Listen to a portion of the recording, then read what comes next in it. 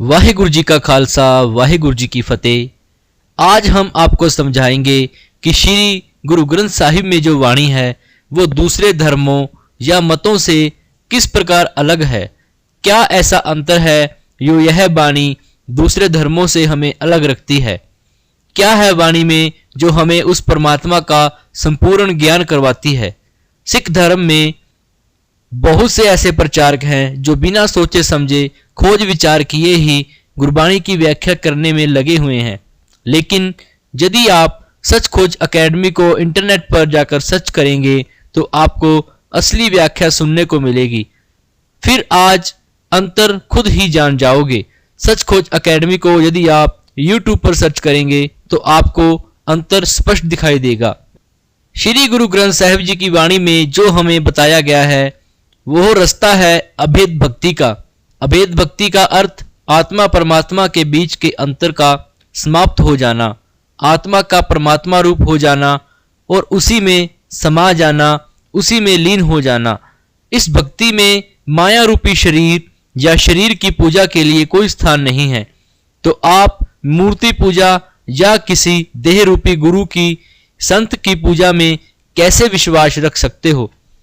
इस भक्ति में आंखों द्वारा देखने वाले भी कोई वस्तु नहीं होती जो बाहरी दिखावा, झूठे आडंबर का विरोध करती है। इसमें तो सिर्फ मन के अंदर ज्ञान का पैदा होना और उस पार ब्रह्म की होंद का यकीन हो जाना या फिर समझ आ जाना शामिल है। यह भक्ति हमें इस संसार में रहकर ही संसार से छुटकारे की विधि है। यह विधि केवल गुरमुत को ग्रहण करना ही है। गुरबाणी के अनुसार फासन की विध सबको जाने, शूटन की विध एक कोई। इसके अलावा कोई विधि संसार में माया के बंधनों से छुटकारा नहीं करवाती। संसार के दूसरे सभी धर्म भेद भक्ति के रूप हैं। वे सभी धर्म 5 तत्वों के शरीर की मूर्ति की बनाकर पूजा करते हैं। ये परमात्मा को अंदर की बजाय बाहर खोजते हैं।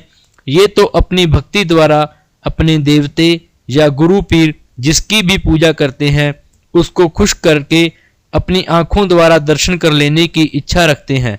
बाद में उनसे मन चाहा वरदान या श्राप भी प्राप्त करते हैं। इसमें अपने देवता या परमात्मा से एक रूप होने की तो कहीं बात नहीं होती।